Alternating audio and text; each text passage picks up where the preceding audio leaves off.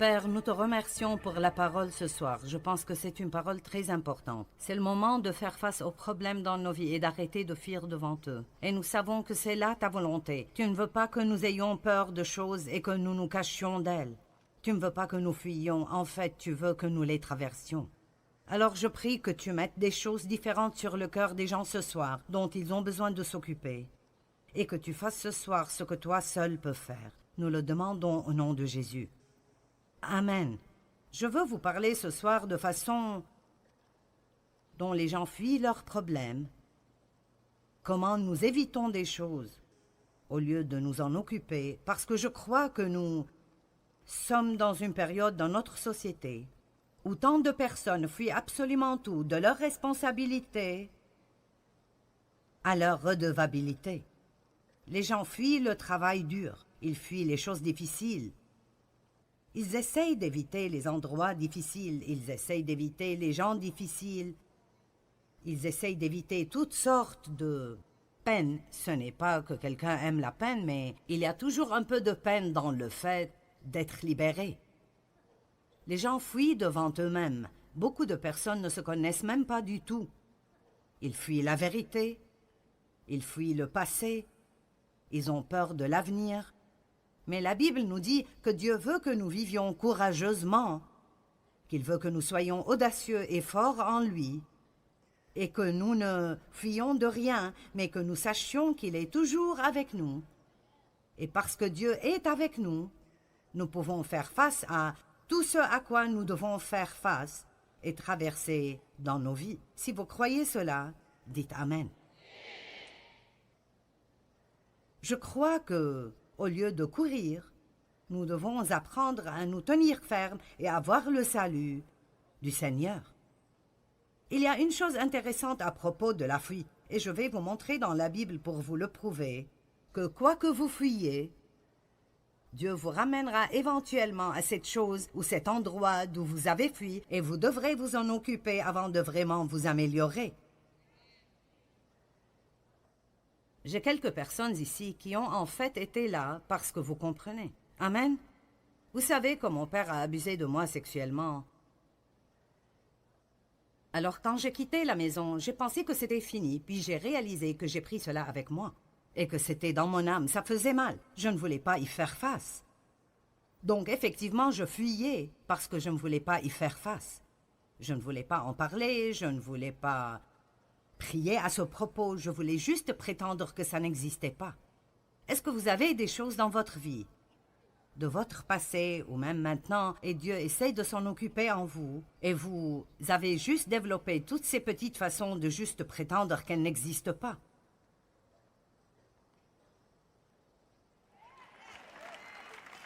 Parce que vous ne voulez pas vous en occuper. Laissez-moi vous dire quelque chose. Mettre les choses sous le tapis, façon de parler, est en fait une chose très dangereuse. Juste parce que vous avez choisi de ne pas les regarder ne veut pas dire qu'elles ne sont pas là. Et Dieu nous a oints pour nous occuper des choses et pas pour fuir. Eh bien, éventuellement, et je ne suggère pas que quiconque fasse ce que Dieu m'a fait faire, je suggère néanmoins que vous fassiez tout ce que Dieu vous demande de faire. Vous n'avez pas besoin de faire ce que Dieu m'a demandé de faire, mais vous devez faire ce que Dieu vous demande de faire, et il nous guide de façon différente. Donc, je priais un jour et j'ai senti que Dieu me disait « Le moment n'est pas encore arrivé, mais le moment viendra où tu devras aller et confronter ton Père à propos de ce qu'il t'a fait. » Si vous savez déjà ce qu'est l'abus sexuel parce que c'est arrivé avec vous ou parce que vous connaissez quelqu'un avec qui ceci est arrivé, tout cela opère basé sur ce secret horrible. Ne dis à personne, ne dis pas à ta mère, ne laisse personne savoir. L'agresseur vous dit que c'est une bonne chose, mais en même temps il vous dit de le cacher, ce qui n'a pas de sens du tout.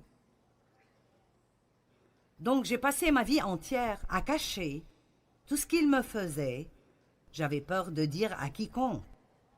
Et La dernière personne que je pouvais confronter était lui. Je me souviens qu'une fois, je lui ai écrit une lettre lui disant combien ce qu'il faisait me rendait misérable. Et j'ai eu tant de problèmes et j'ai été punie. Et alors j'ai eu peur de même essayer de lui dire quoi que ce soit de nouveau. Et l'une des choses les plus dévastatrices pour moi était d'être forcée d'agir comme si j'aimais quelque chose qu'en fait je haïssais et je détestais. C'était de la manipulation et du contrôle de la pire manière. Alors quand Dieu m'a dit que j'allais devoir aller et le confronter, et lui parler ouvertement à propos de ce qu'il m'avait fait et comment ça m'avait affecté, le fait même de penser à cela m'effrayait énormément, et c'était la dernière chose que je voulais faire. Et j'étais vraiment heureuse quand ce jour, Dieu m'a dit « Le moment n'est pas venu, mais il arrivera. » Et alors peut-être que je pourrais vous dire ce soir que Dieu veut juste que vous vous apprêtiez, au moins mentalement, pour que vous soyez prêts à vous occuper de choses dont vous devez vous occuper pour aller bien. Vous voyez, le fait est que vous ne pouvez pas fuir des choses et vous cacher et vraiment aller bien. Que ce soit un péché dans votre vie dont vous devez vous occuper avec Dieu, que vous ayez besoin de faire des restitutions à quelqu'un que vous avez vraiment peiné et blessé, peut-être que quelqu'un dans votre vie vous a vraiment maltraité, et il vit dans ce monde de fantaisie où ça ne l'a même pas gêné. Et pour son bien, vous devez retourner et d'une façon aimante vous asseoir et le confronter et lui dire ce qu'il vous a fait et comment vous vous êtes senti. Parfois, vous ne pouvez pas avancer sans cela. Et je sais que pas tous d'entre vous sont blessés, comme j'ai été blessée ou comme d'autres personnes ici ont été blessées. Mais je crois que ce que je vais partager avec vous peut être appliqué à chacun d'entre nous d'une certaine façon ou d'une autre, même les gens qui laissent les autres personnes les manipuler parce qu'ils ont peur de les énerver. Ne laissez pas quelqu'un d'autre voler votre vie parce que vous avez peur de leur dire « Tu n'as vraiment pas le droit de me contrôler et de me manipuler et je ne te laisserai pas continuer à le faire. » Quelqu'un peut dire « Amen » ? Nous voulons être sous l'autorité divine et être soumis, mais cela ne veut pas dire que vous laissez quelqu'un d'autre vous manipuler et vous contrôler et vivre votre vie pour vous. Nous devons vouloir plaire à Dieu et pas plaire aux gens. J'étais heureuse que Dieu ne m'a pas fait faire cela tout de suite parce que je n'étais pas prête. Je ne sais pas combien de temps est passé, peut-être 2 ans, et je passais du temps avec le Seigneur un jour, et je veux dire, juste au milieu de la prière, j'ai entendu le Saint-Esprit dire « C'est le moment ». Oh mon Dieu, eh bien, je tremblais tellement et j'avais si peur. Mais Dave est venu avec moi et je me suis assise devant mon père. Et ma mère était là et j'étais vraiment anxieuse à propos de ce qui allait arriver avec elle parce qu'elle avait déjà eu une dépression nerveuse, parce qu'elle ne s'était pas occupée de ses propres problèmes. Et je ne voulais pas la rendre malade de nouveau et je suis revenue à essayer de protéger une mère qui ne m'a jamais protégée. C'est plutôt intéressant, n'est-ce pas? Comment vous arrivez dans ces choses stupides? Me voici, en train d'essayer de la protéger, elle qui ne m'a jamais protégée. Et alors c'était une scène effrayante, mais je me souviens de l'avoir confrontée, en disant « Nous devons parler de ce que tu m'as fait ». Et là, il s'est énervé et a commencé à hurler toutes sortes de choses. « Eh bien, tu voulais que je le fasse ?» J'ai dit « Ceci est ridicule, tu me contrôlais par la peur et je te haïssais, et je haïssais chacune des choses que tu as faites avec moi. » Et donc, je lui ai juste dit « Ce que tu m'as fait m'a vraiment blessée et ça a vraiment causé beaucoup de problèmes dans ma vie. Et j'avais juste besoin de te dire comment ça me fait me sentir. » Mais je lui ai aussi dit qu'en raison de mon amour pour Dieu, j'étais prête à lui pardonner. Mais je voulais qu'il s'en occupe pour qu'il puisse aller mieux et ne pas juste enfuir et s'en cacher. Eh bien, vous savez, ça ne s'est pas terminé comme j'aurais aimé que ça se termine, mais j'ai obéi à Dieu. Et alors une porte de liberté s'est ouverte pour moi, qui n'aurait jamais été ouverte si j'avais continué à laisser la peur de l'homme me manipuler et me contrôler. Dieu n'est pas content de nous quand nous avons plus peur de l'homme que nous avons une crainte révérentielle pour Dieu. Je ne dis pas d'avoir peur de Dieu, mais quand Dieu dit que c'est le moment de nous occuper de cela, c'est le moment de nous occuper de cela et nos vies ne marcheront pas bien si nous ne le faisons pas. J'ai dit cela ce matin et je le dirai de nouveau pour beaucoup d'entre vous. Je viens avec une parole prophétique ce soir en vous disant, c'est le moment. C'est le moment de sortir ces choses de sous le tapis que vous avez entassées là-dessous. Vous ne voulez pas entasser ces choses. Vous devez vous occuper de ces choses parce que sinon elles s'occuperont de vous. Elles vous voleront votre joie et elles seront juste plus profondément enracinées à l'intérieur de vous.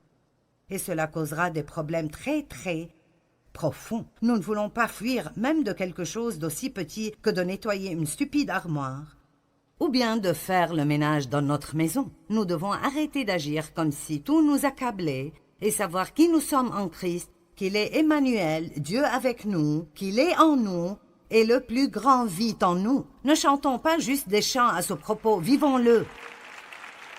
Amen. Et alors, j'ai trouvé que Dieu m'a fait retourner pour confronter certaines choses avant que je ne puisse vraiment aller mieux et continuer. J'ai aussi eu beaucoup de difficultés avec des personnes qui étaient comme mon père. Si vous avez été élevé par quelqu'un qui a un certain type de personnalité et ils vous ont vraiment maltraité, vous aurez peut-être la même réaction que moi. Eh bien, ma mère était vraiment faible et elle ne faisait pas face à mon père, même si elle savait ce qu'il faisait. Et alors j'ai grandi en haïssant la faiblesse. Je veux dire, je détestais la faiblesse. Je ne voulais entendre personne en train de...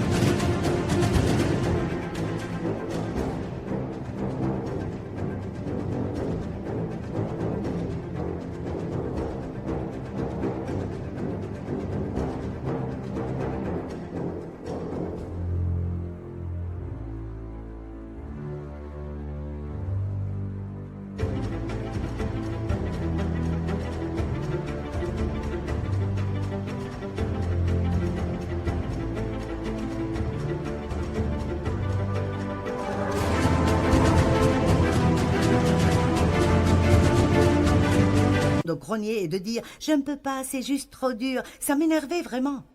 Et je suis devenue l'une de ce genre de personnes. Je ferai tout ce que je veux faire. Eh bien, ceci a un bon côté parce que ça m'a aidé à persévérer et même à faire beaucoup des choses que je fais aujourd'hui. Mais je ne pouvais pas laisser cela devenir comme si je voulais que tout le monde dans le monde entier soit comme moi et déteste tout le monde qui n'est pas fort. J'avais aussi un problème avec la personnalité de mon père. Et alors,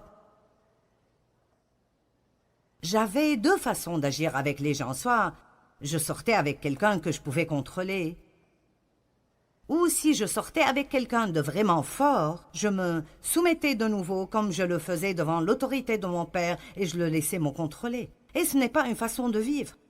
Nous avons besoin d'être libres d'être nous-mêmes. D'être ce que Dieu nous a créés pour être, de prendre nos propres décisions, de vivre notre propre vie, de vivre pour plaire à Dieu et non pour être manipulés et contrôlés par le passé ou par les personnes de notre passé.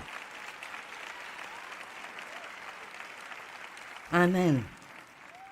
Quoi que l'on vous ait fait, vous n'avez pas à continuer à saigner pour le reste de votre vie. Donc, quand vous fuyez quelque chose, ultimement, Dieu vous fera revenir et y faire face. Moïse, Actes chapitre 7, verset 22.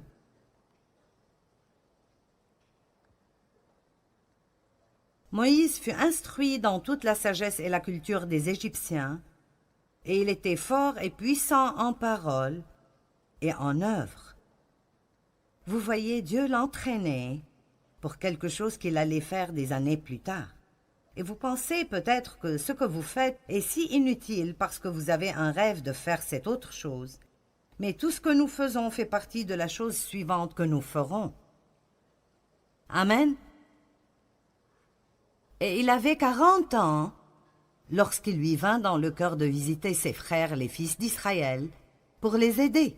Il avait un désir d'aider les gens. C'était bien. Il en vit un qu'on maltraitait injustement. Et prenant la défense de l'homme opprimé, il le vengea et frappa l'Égyptien et le tua. Il pensait, et j'aime ce verset et je vous parlerai un peu plus à son propos demain, il pensait que ses frères comprendraient que Dieu voulait se servir de lui pour les libérer. Il avait pris pour acquis qu'ils l'accepteraient, mais ils ne le comprirent pas.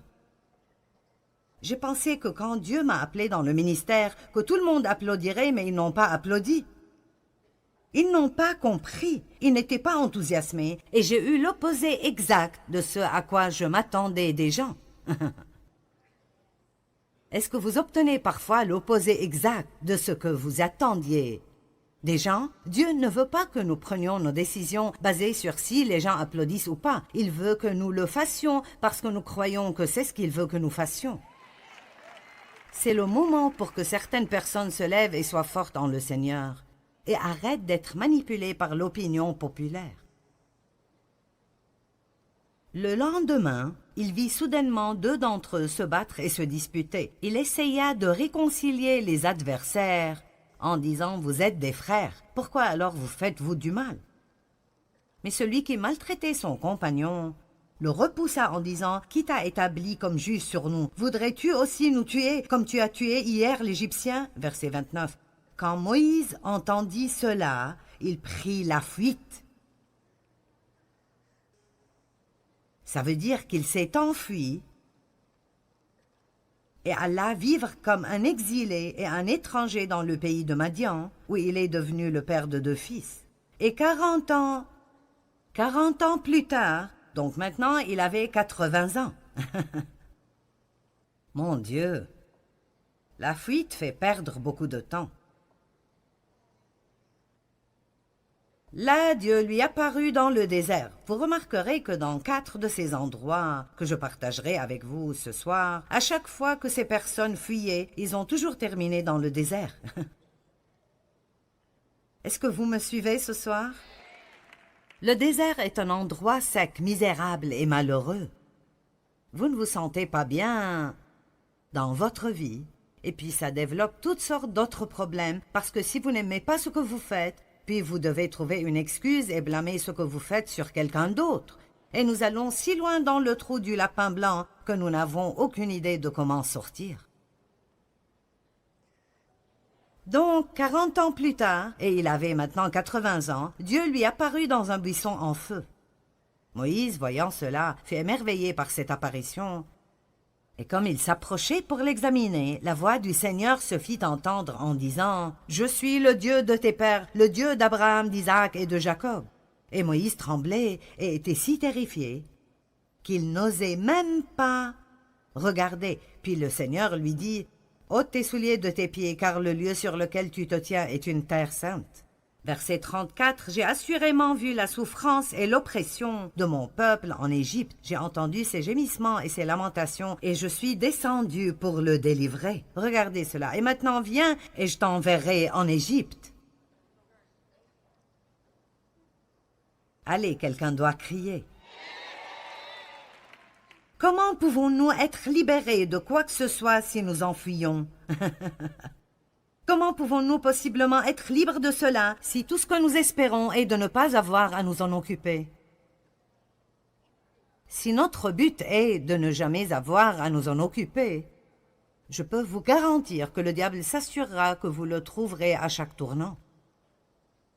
Et la façon d'arriver au point où vous n'avez pas peur des choses est de leur faire face. La seule façon de chasser la peur est de lui faire face quand vous la confrontez.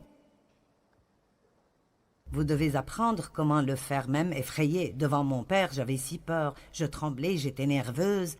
Mais je ne pouvais pas arriver de l'autre côté de cela si je ne m'en occupe pas. La seule façon dont vous pouvez être libre est de vous occuper des choses. La vérité vous rendra libre, mais la vérité doit être appliquée dans votre vie pour que vous soyez libre. Il s'est enfui de l'Égypte et Dieu l'a renvoyé en Égypte. Genèse chapitre 16, versets 8 et 9. Maintenant, je sais que certains pensent, comment est-ce que cela s'applique à moi? Eh bien, Dieu vous le montrera. Je pense que certaines personnes ont des choses enfouies si profondément en eux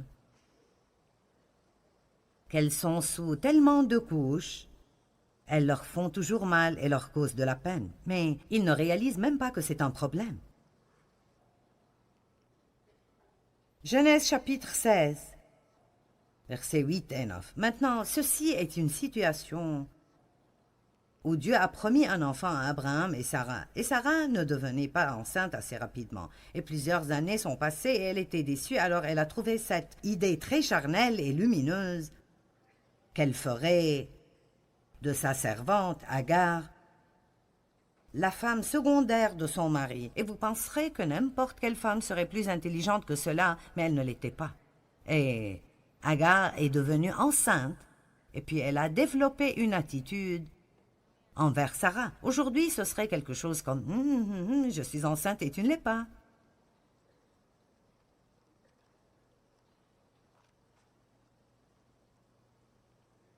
Alors Sarah est arrivée au point où elle ne voulait plus qu'Agar soit aux alentours.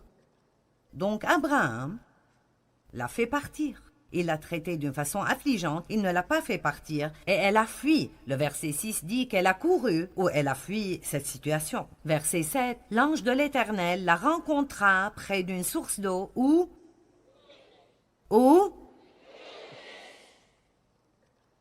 sur le chemin de Chour, il lui demanda, « Agar, servante de Sarai, d'où viens-tu et où vas-tu » Elle répondit, « Je m'enfuis de chez ma maîtresse. » Et regardez ce que Dieu lui a dit. Il n'a pas dit, « Je comprends, fuis vite. » Il est écrit, l'ange de l'Éternel lui dit, « Retourne. »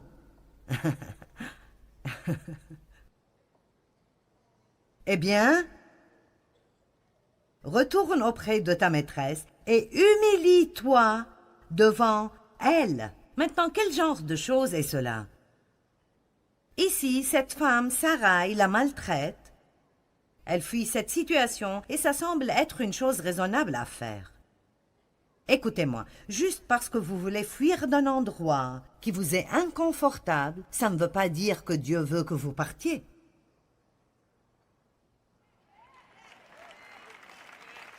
Maintenant, nous sommes connectés.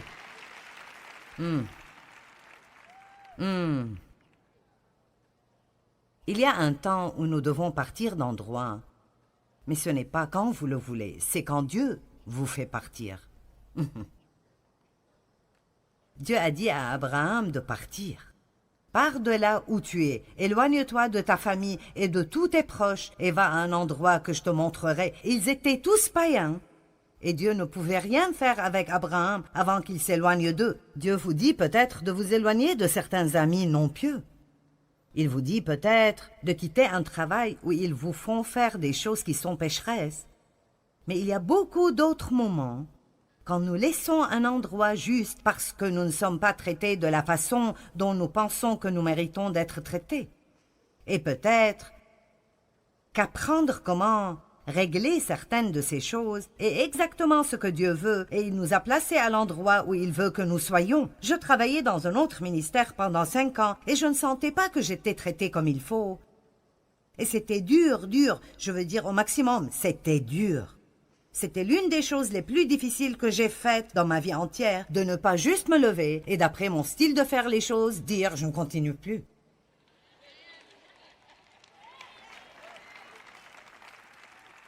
Mais cela aurait été facile. Et puis, une fois de plus, j'aurais pu éviter quelqu'un d'autre qui avait la personnalité de mon père. J'aurais pu prendre soin de moi-même au lieu d'attendre que Dieu prenne soin de moi. Êtes-vous là?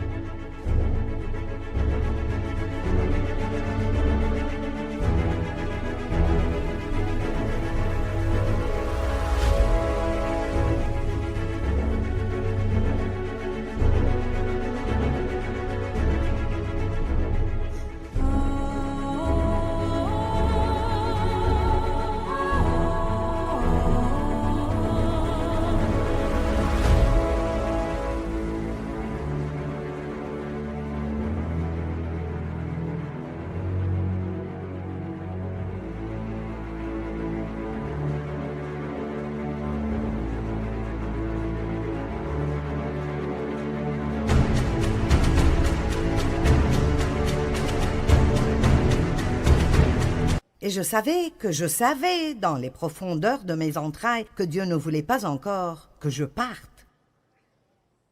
Juste parce que vous voulez faire quelque chose, ça ne veut pas dire que vous pourrez le faire. Dois-je dire ça de nouveau? Juste parce que vous voulez faire quelque chose, ça ne veut pas dire que vous pourrez le faire. Si nous allons être vraiment soumis à Dieu, pensez-vous que c'était facile pour Dave de rester avec moi les premières années de notre mariage? Ça ne pourrait pas l'être. Et je ne pense pas que Dave a vraiment un jour sérieusement pensé partir, mais il est finalement arrivé au point où il m'a dit « Si tu continues d'agir comme tu agis, je ne suis pas sûre de ce qui va se passer. » Et ceci était en quelque sorte comme si Dave disait « Je pourrais très bien abandonner si cela continue. » Et je savais qu'il n'était pas le type de personne qui ferait des menaces. Il m'a épousée parce qu'il sentait dans son cœur qu'il était supposé le faire, et il était engagé à rester jusqu'à la fin.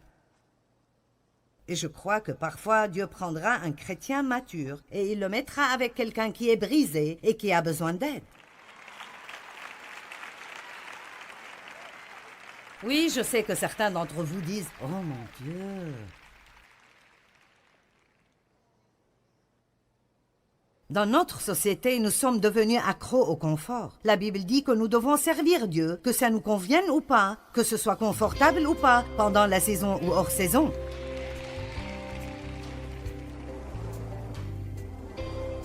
Souvent, nous avons tous une tendance de fuir des choses auxquelles nous devrions faire face. Est-ce qu'il y a un géant dans votre vie auquel Dieu vous demande de faire face et maintenant vous fuyez devant lui? Eh bien, tenez-vous fermement et voyez le salut du Seigneur. Dieu veut vous aider, mais vous devez l'approcher dans la foi, pas la peur.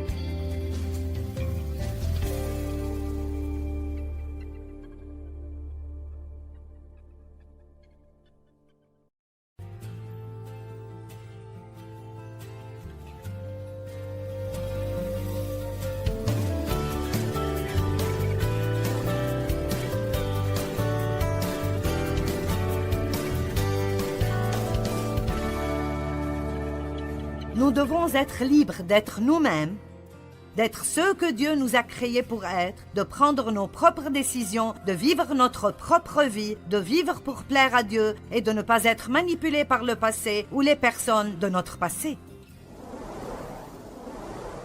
Donc Moïse s'est enfui et Dieu l'a renvoyé.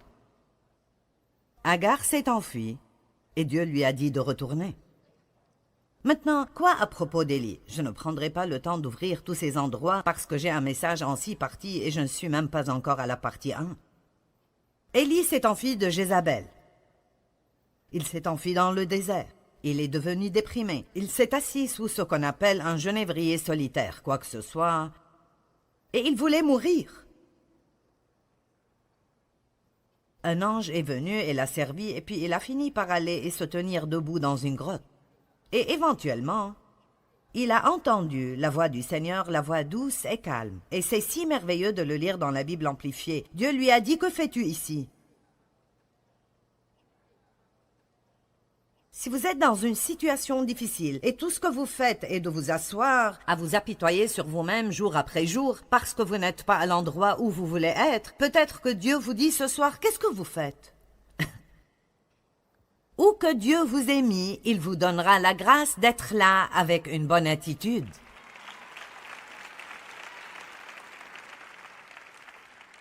J'ai dit, où que Dieu nous mette, il nous donnera la grâce d'être là avec une bonne attitude divine.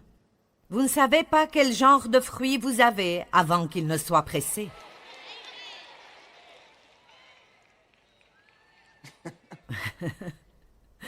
Vous pouvez chanter des chants à propos de l'amour, la joie, la paix, la patience, la bonté, la bienveillance, la fidélité, la douceur et la maîtrise de soi. Mais vous ne saurez pas si vous pouvez opérer dans le fruit de l'esprit ou pas jusqu'à ce que quelqu'un vous gêne ou vous pousse.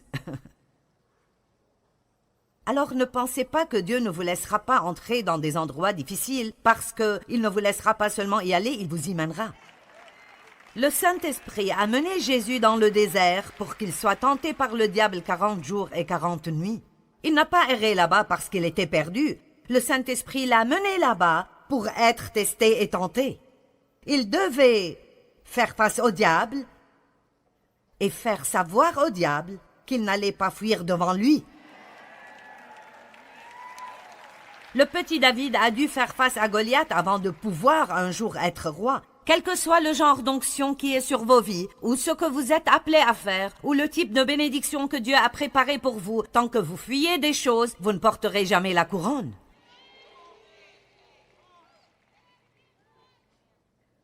J'ai dû confronter mon père avant de pouvoir être ici, avec d'autres choses dans ma vie que j'ai dû confronter.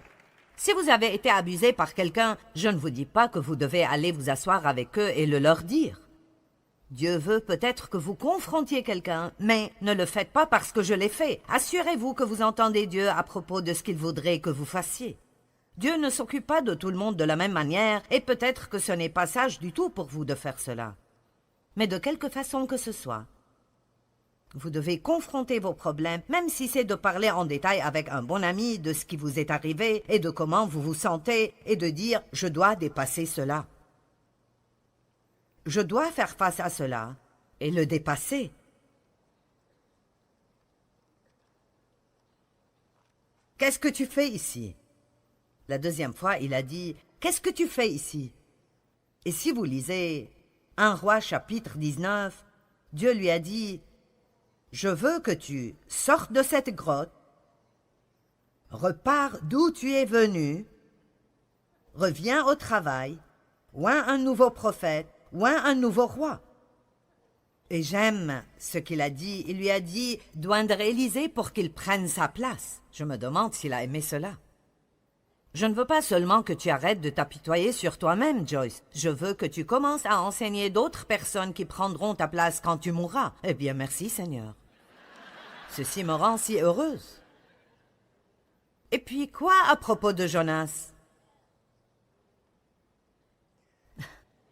Oh oui, c'était vraiment quelque chose. Nous devons lire cela. Jonas, chapitre 1.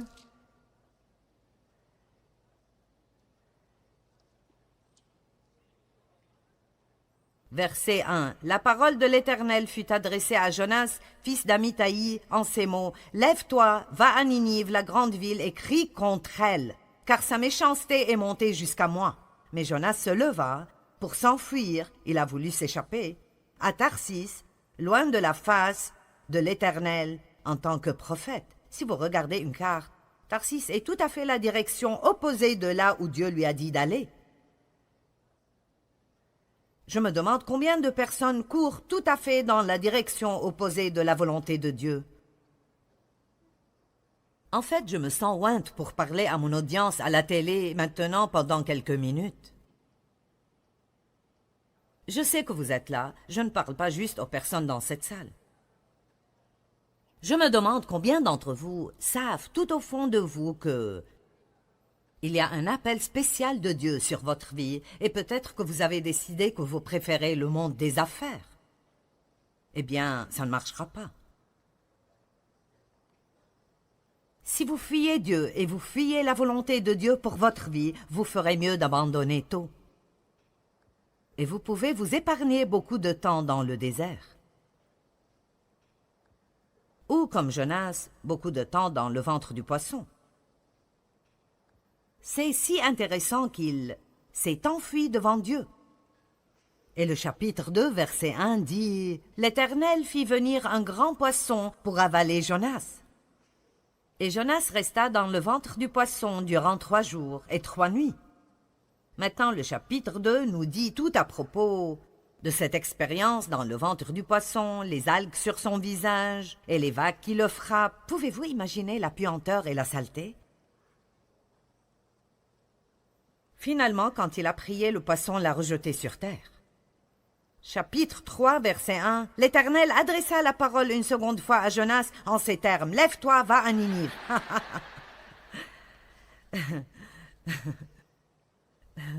Qu'importe combien de poissons ça prend. Vous me suivez? Le Seigneur ne changera pas d'avis. Allez, que quelqu'un m'écoute bien ce soir. Je me demande combien de poissons m'ont avalé avant que je dise enfin « Dieu est Dieu et je ferai mieux de faire les choses à sa manière ». Combien de jours ai-je perdu dans le désert? Combien de montagnes ai-je cerclé encore et encore de la même manière avant de finalement découvrir que Dieu était plus intelligent que moi? Amen, amen et amen. Maintenant, parlons de certaines manières dont nous fuyons nos problèmes. De simples petites choses que probablement tout le monde traverse, mais nous ne les voyons pas pour ce qu'elles sont, alors nous voulons donner certaines révélations. L'une des façons dont nous fuyons est en faisant des excuses.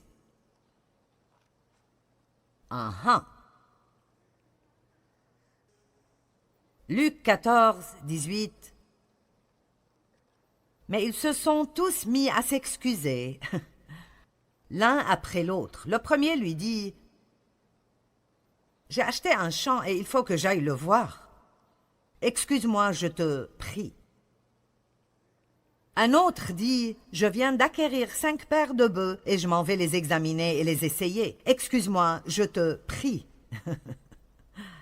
Et voici mon préféré. Un autre encore dit « Je viens de me marier. »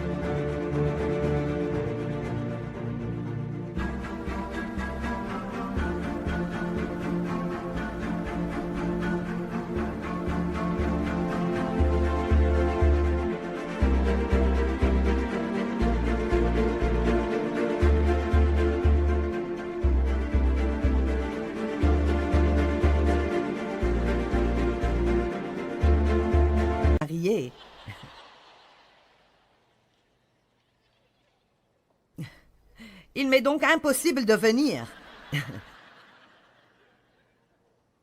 Excuse-moi, je t'en prie.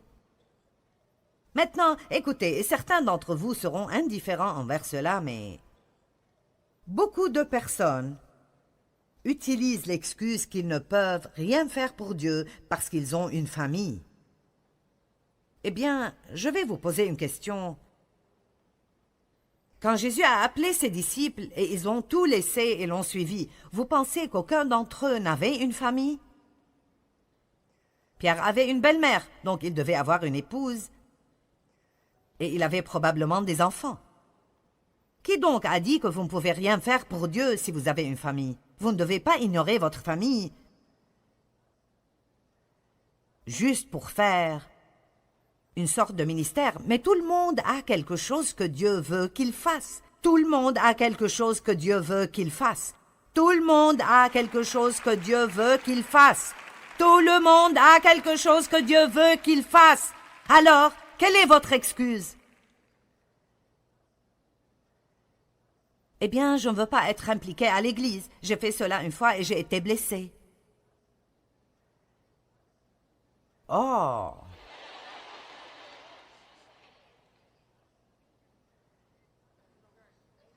Écoutez, j'ai été si blessée à l'église que j'ai pensé que je ne guérirais jamais. Ne pensez pas que vous n'allez jamais être blessé à l'église. Certaines des personnes les plus méchantes sont dans l'église.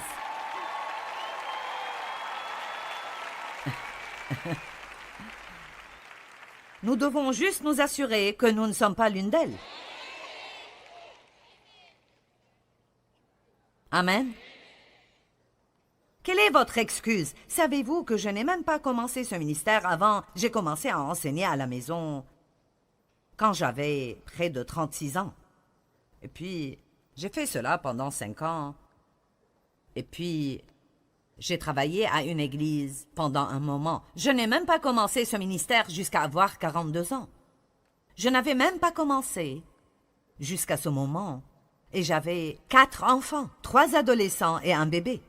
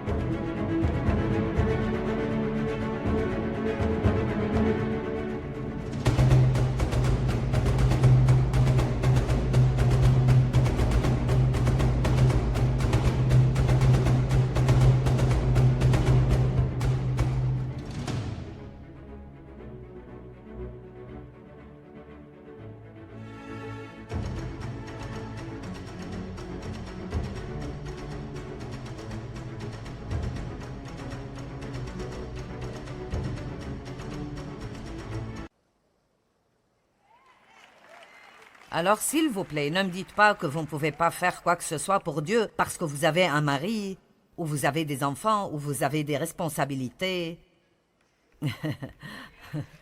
ou parce que vous êtes seul. Amen. Celle-là est bonne aussi. Ce pourrait même être mieux. Eh bien, je n'ai personne pour m'aider.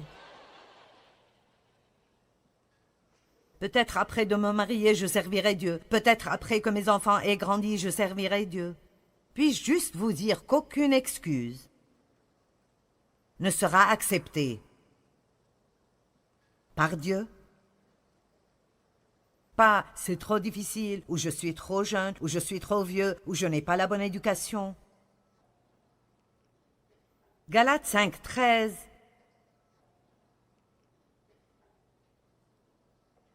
Car vous, mes frères, vous avez été appelés à la liberté. Que tout le monde dise « je suis libre ». Seulement ne faites pas de cette liberté un prétexte de vivre selon la chair et une excuse pour être égoïste. Je suis si fatiguée d'entendre les gens hurler à propos de leurs droits.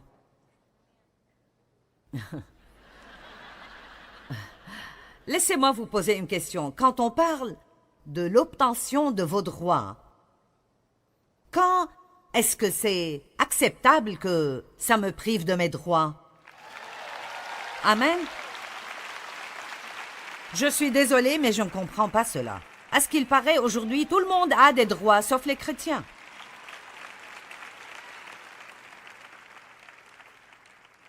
Je veux dire, c'est ridicule.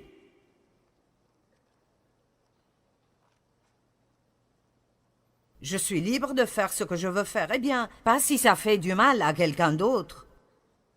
C'est ce que dit la Bible.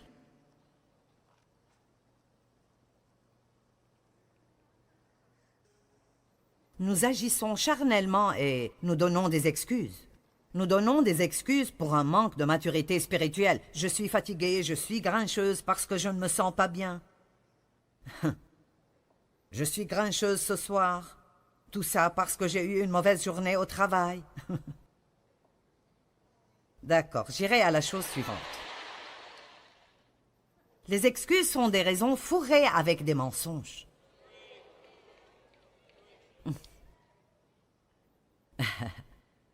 La façon suivante d'éviter la responsabilité pour notre comportement est de blâmer quelqu'un d'autre. C'est ta faute que je suis en retard. Si ce téléphone n'avait pas sonné, je ne serais pas en retard. Pourquoi ne pas éviter de répondre? Pourquoi ne pas se lever un peu plus tôt chaque jour, ce qui demandera d'aller au lit un peu plus tôt ou préparer des choses la nuit d'avant pour ne pas faire l'excuse chaque jour, jour après jour, d'être en retard où que vous alliez? Si vous avez le problème d'être en retard partout où que vous allez, alors c'est un problème. Et c'est un problème qui doit être réglé parce que ce n'est pas juste pour les autres personnes de toujours devoir vous attendre. Mais tant que vous faites des excuses pour cela, vous ne serez jamais libre de cela. J'espère que vous m'aimerez toujours quand je finis ce soir. Maintenant,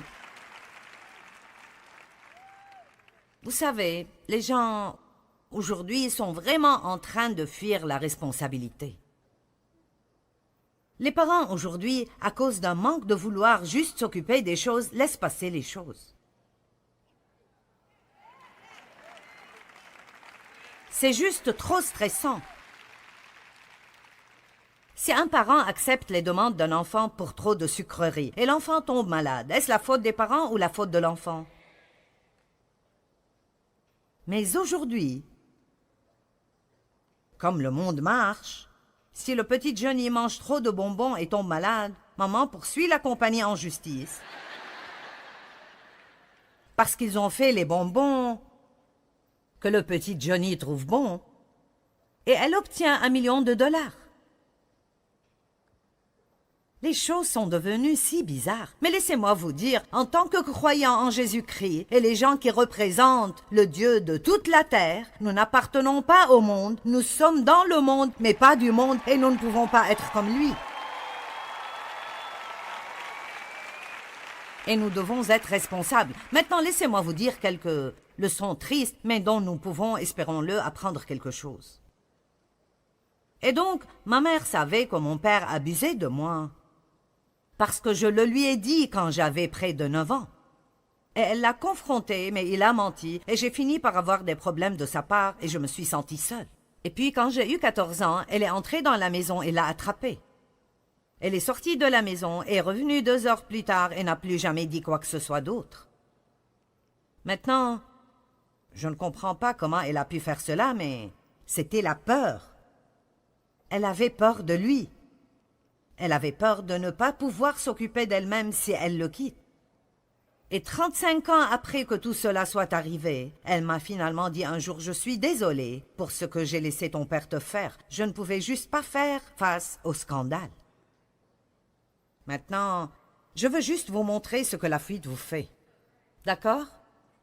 Si elle l'avait confronté et avait mis sa confiance en Dieu et avait dit « Je ne sais pas ce que je fais »,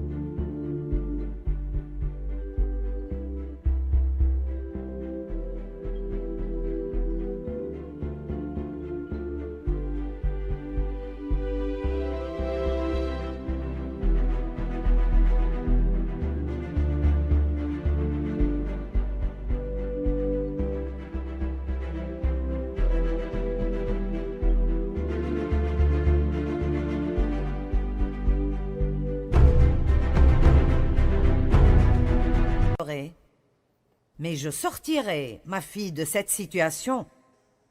Dieu prendra soin de moi. Il m'aidera.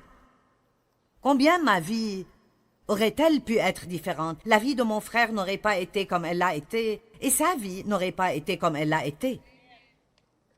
Et je pense que c'est un message très important pour quelqu'un ce soir, quelqu'un dans cette salle ou quelqu'un qui regarde à la télé. Vous devez confronter les choses, mais à cause de la peur, strictement à cause de la peur. Elle s'est enfuie et s'est cachée, elle s'est enfuie et s'est cachée. Et la culpabilité a éventuellement rongé sa santé mentale jusqu'à ce qu'elle ait une dépression nerveuse complète et elle a dû faire des traitements pendant 2 ans. Elle n'était plus jamais la même après cela. Je veux dire, presque n'importe quel expert vous dira que plus de 80% de toutes les maladies commencent par le stress. Avant que je ne m'occupe de tout le désordre dans ma vie, j'avais des maux de tête, j'avais des migraines, mes hormones étaient détraquées, j'étais fatiguée tout le temps. Vous ne pouvez pas vous cacher des choses et fuir les choses parce qu'elles continueront de s'occuper de vous. Laissez-moi vous dire, tout endroit où Dieu vous mène, il est prêt à vous faire le traverser et à vous en sortir dans la victoire. Amen. C'est le moment. C'est le moment. C'est le moment d'arrêter de courir. Allez, donnons gloire à Dieu ce soir.